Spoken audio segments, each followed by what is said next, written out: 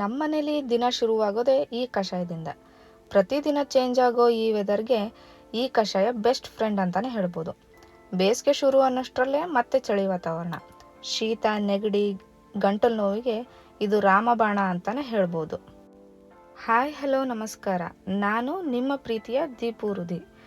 ಬನ್ನಿ, ತುಂಬ simple and ಸಖತ್ ಎಫೆಕ್ಟಿವ್ ಆಗಿರೋ ಕಷಾಯನ ಹೇಗೆ ಮಾಡೋದು ಅಂತ ನೋಡ್ಕೊಂಡು ಬರೋಣ.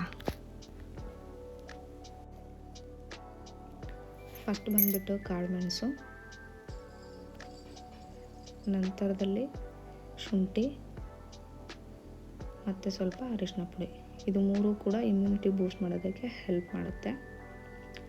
ನೆಕ್ಸ್ಟು 1 ಕಪ್ ಹಾಲು, ಸ್ವಲ್ಪ ಬೆಲ್ಲ. ಆದಷ್ಟು ಬೆಲ್ಲನ ಯೂಸ್ ಮಾಡಿ, ಸಕ್ಕರೆನ ಅವಾಯ್ಡ್ ಮಾಡಿ. ನೆಕ್ಸ್ಟು ಒಂದು ಪಾತ್ರೆಗೆ ಹಾಲು ಹಾಕ್ಕೊತಾ ಇದ್ದೀನಿ.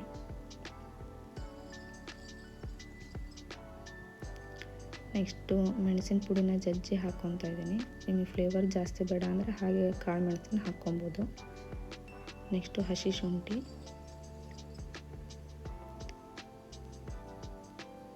ನೆಕ್ಸ್ಟು ಸ್ವಲ್ಪ ಅರಿಶಿನ.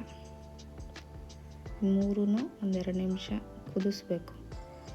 ಕಲರ್ ಚೇಂಜ್ ಆಗೋದು ಮತ್ತು ಆ ಫ್ಲೇವರ್ ನಿಮಗೆ ಗೊತ್ತಾಗುತ್ತೆ. 1-2 ನಿಮಿಷ ಚೆನ್ನಾಗಿ ಕುದಿಸ್ಬೇಕು. ಸ್ಮೆಲ್ಲಲ್ಲೇ ಗೊತ್ತಾಗ್ಬಿಡುತ್ತೆ ನಿಮಗೆ ಅದು ರೆಡಿಯಾಗಿದೆಯೋ ಇಲ್ಲ ಅಂತ. ಲಾಸ್ಟಲ್ಲಿ ಬೆಲ್ಲನ ಆ್ಯಡ್ ಮಾಡ್ತಾಯಿದ್ದೀನಿ. ಒಂದು 30 ಸೆಕೆಂಡ್ಸ್ ನೀವು ಕುದಿಸ್ಕೊಂಡ್ರೆ ಸಾಕು, ಇಲ್ಲಾಂದರೆ ಹಾಲು ಒಡೆದೋಗುತ್ತೆ ಅನ್ನೋ ಭಯ ಇರುತ್ತೆ ಒಬ್ಬೊಬ್ಬರಿಗೆ. ಸೊ ನೋಡ್ತಾ ಇರ್ಬೋದು ನೀವು, ಹಾಲು ಏನು ಒಡೆದಿಲ್ಲ. ಲಾಸ್ಟಲ್ಲಿ ಉಪಯೋಗಿಸ್ಕೊಳ್ಳೋದ್ರಿಂದ ಹಾಲು ಒಡೆಯೋಕ್ಕೆ ಚಾನ್ಸೇ ಇಲ್ಲ. ಸಕ್ಕರೆಗಿಂತ ಬೆಲ್ಲನೇ ಯೂಸ್ ಮಾಡಿ, ತುಂಬ ಎಫೆಕ್ಟಿವ್ ಆಗಿ ಚೆನ್ನಾಗಿರುತ್ತೆ. ಇದೇ ರೀತಿ ಈಸಿ ಆ್ಯಂಡ್ ಕ್ವಿಕ್ ರೆಸಿಪೀಸ್ಗೋಸ್ಕರ ನನ್ನ ಚಾನಲ್ನ ಸಬ್ಸ್ಕ್ರೈಬ್ ಮಾಡಿ, ಲೈಕ್ ಮಾಡಿ ಮತ್ತು ಶೇರ್ ಮಾಡಿ. ಈ ರೆಸಿಪಿ ನಿಮಗೆ ಹೇಗೆ ಅನ್ನಿಸ್ತು ಅಂತ ಕಮೆಂಟ್ ಮಾಡಿ ತಿಳಿಸಿ. ನಿಮ್ಮ ನಾಳೆ ಇಂದಿಗಿಂತ ತುಂಬ ಬ್ಯೂಟಿಫುಲ್ ಆಗಿರಲಿ ಅಂತ ಹೇಳ್ತಾ ಈ ವಿಡಿಯೋನ ಇಲ್ಲಿಗೆ ಮುಗಿಸ್ತಾ ಇದ್ದೀನಿ. ಬಾಯ್. ನೆಕ್ಸ್ಟ್ ವಿಡಿಯೋದಲ್ಲಿ ಸಿಗುವ.